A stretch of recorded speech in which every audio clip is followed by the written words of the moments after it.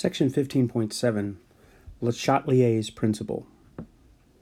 When Haber developed his process for making ammonia from nitrogen and hydrogen, he sought the factors that might be varied to increase the yield of ammonia. Using the values of the equilibrium constant at various temperatures, he calculated the equilibrium amounts of ammonia formed under a variety of conditions. Some of Haber's results are shown in Figure 1510. Notice that the percent of ammonia present at equilibrium decreases with increasing temperature and increases with increasing pressure. We can understand these effects in terms of a principle first put forward by Henri-Louis Le Chatelier, a French industrial chemist. Le Chatelier's principle can be stated as follows. If a system at equilibrium is disturbed by a change in temperature, pressure, or the concentration of one of the components, the system will shift its equilibrium position so as to counteract the effects of the disturbance.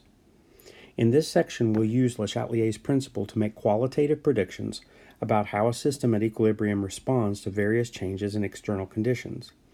We'll consider three ways that a chemical equilibrium can be disturbed. 1, by adding or removing a reactant or product. 2, by changing the pressure, by changing the volume.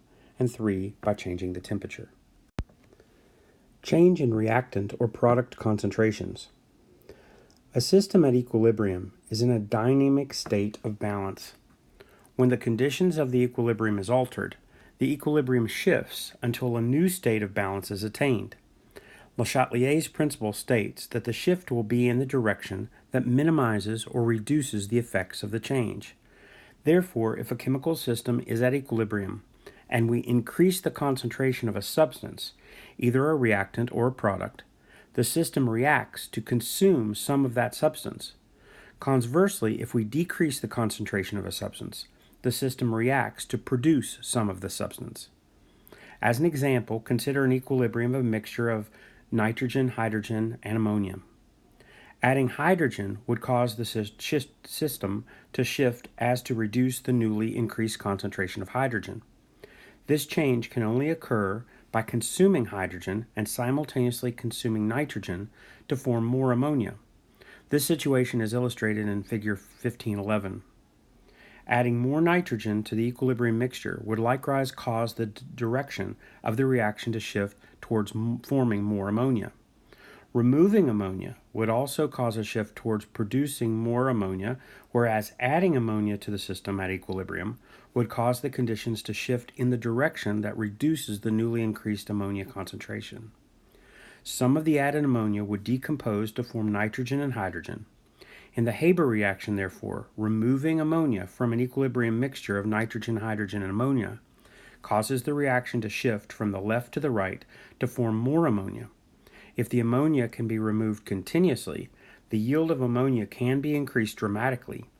In the industrial production of ammonia, the ammonia is continuously removed by selectively liquefying it at the boiling point of ammonia, is much higher than that of nitrogen and hydrogen.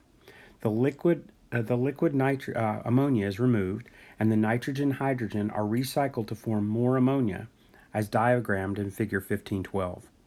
By continuously removing the product, the reaction is driven essentially to completion. Effects of volume and pressure changes. If a system is at equilibrium and its volume is decreased, thereby increasing its total pressure, Le Chatelier's principle indicates that the system will respond by shifting its equilibrium position to reduce the pressure. A system can reduce its pressure by reducing the total number of gas molecules. Fewer molecules of gas exert a lower pressure. Thus, at constant temperature, reducing the volume of a gaseous equilibrium mixture causes the system to shift in the direction that reduces the number of moles of a gas. Conversely, increasing the volume causes a shift in the direction that produces more gas molecules. For example, let's again consider the equilibrium of dinitrogen tetroxide going to nitrogen dioxide. What happens if the total pressure of an equilibrium mixture is increased by decreasing the volume as shown in the sequential photos in Figure 1513? According to Le Chatelier's principle, we expect the equilibrium to shift to the side that reduces the total number of moles of gas, which is the reactant side of the case. Notice the coefficients in the chemical equation. 1 mole of dinitrogen tetroxide appears on the reactant side, and 2 moles of nitrogen dioxide appears on the product side. We therefore expect that the equilibrium would shift to the left, so that the nitrogen dioxide is converted into dinitrogen tetroxide as equilibrium is reestablished. In Figure 1513, compressing the gas mixture initially causes the color to darken as the concentration of the nitrogen dioxide increases. The color then fades as equilibrium is reestablished. The color fades because the pressure increase causes the equilibrium to shift in the favor of the colorless dinitrogen tetroxide. For the reaction of nitrogen gas plus hydrogen gas yields ammonia, 4 molecules of reactant are consumed for every 2 molecules of product produced. Consequently, an increase in pressure, decrease in volume, causes a shift towards the side with the fewer gas molecules, which leads to the formation of more ammonia, as indicated in Figure 1510. In the case of the reaction of hydrogen plus iodine yielding 2 moles of hydroiodic acid, the number of molecules of gaseous products, 2, equals the total number of molecules of gaseous reactants. Therefore, changing the pressure will not influence the position of the equilibrium. Keep in mind that the pressure-volume changes do not change the value of K as long as the temperature remains constant. Rather, they change the partial pressures of the gaseous substances. In sample exercise 15.8, we calculated the case of P for an equilibrium mixture at 472 that contained 7.38 atmospheres of hydrogen, 2.46 atmospheres of nitrogen, and 0.166 atmospheres of ammonia. The value of Kp is 2.79 times 10 to the negative 5. Consider what happens when we suddenly reduce the volume of the system by 1/2. If there's no shift in the equilibrium, this volume change would cause the partial pressures of all substances to double. The reaction quotient would then no longer be equal to the equilibrium constant. Because Q sub P is less than K sub P, the system is no longer at equilibrium. Equilibrium will be reestablished by increasing the partial pressure of ammonia and decreasing the partial pressures of nitrogen and hydrogen until Q sub P equals K sub P. Therefore, the equilibrium shifts to the right, as Le Chatelier's principle predicts. It's possible to change the total pressure of the system without changing its volume. For example, pressure increases if additional amounts of any of the reacting components are added to the system. We've already seen how to deal with a change in the concentration of reactant or product. The total pressure within the reaction vessel might also be increased by adding a gas that's not involved in the equilibrium. For example, argon might be added to the ammonia equilibrium system.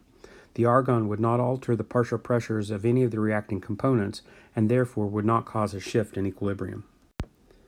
Effects of temperature changes.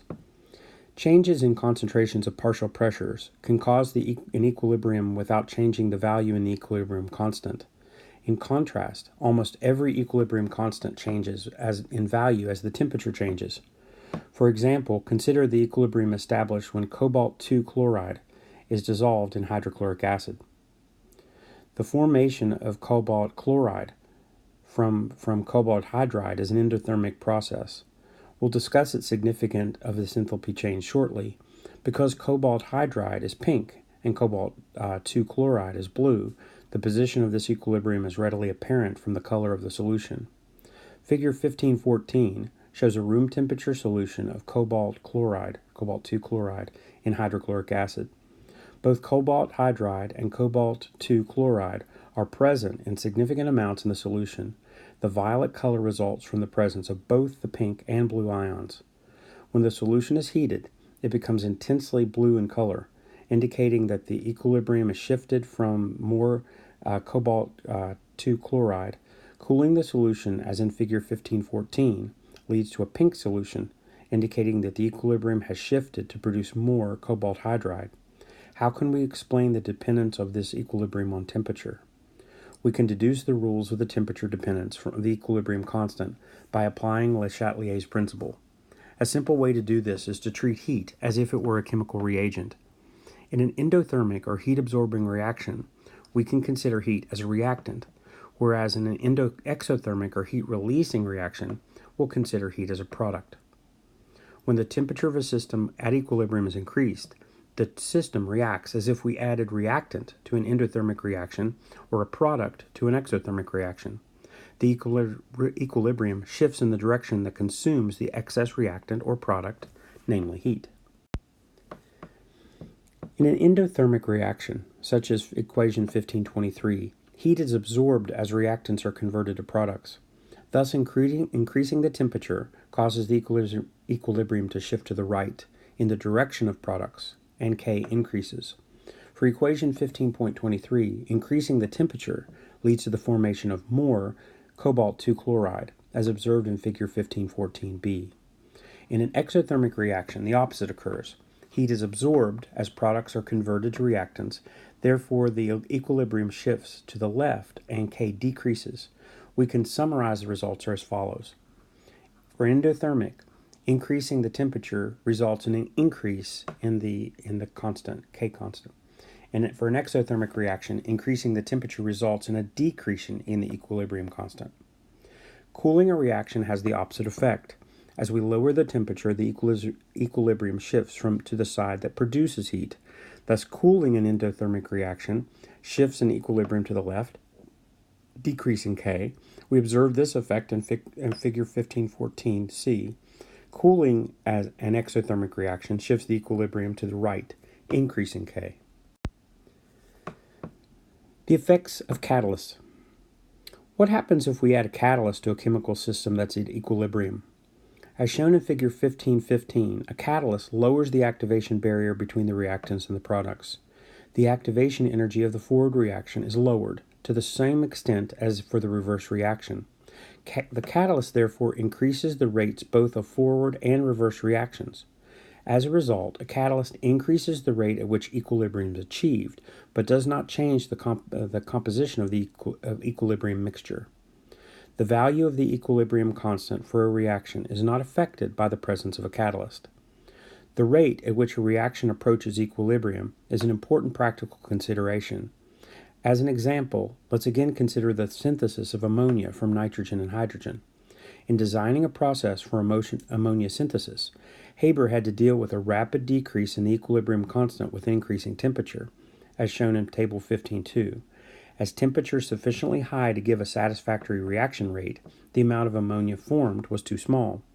The solution to this dilemma was to develop a catalyst that would produce a reasonably rapid approach to equilibrium at a sufficiently low temperature so that the equilibrium constant was still reasonably large. The development of a suitable catalyst thus became the focus of Haber's research efforts. After trying different substances to see which would be the most effective, Haber finally settled on an iron mixed with metal oxides. Variants of the original catalyst formula are still used. These catalysts still make it possible to obtain a reasonably rapid approach to equilibrium at temperatures around 400 Celsius to 500 Celsius with gas pressures of 200 to 600 atmospheres. The high pressures are needed to obtain a satisfactory degree of conversion at equilibrium. You can see from figure 1510 that if an improved catalyst could be found, one that could lead to a sufficiently rapid reaction at temperatures lower than 400 to 500 Celsius, it would be possible to obtain the same degree of equilibrium conversion at much lower temperatures. This would result in great savings in cost of equipment for ammonia synthesis. In view of the growing need for nitrogen as fertilizer, the fixation of nitrogen is a process of ever-increasing importance.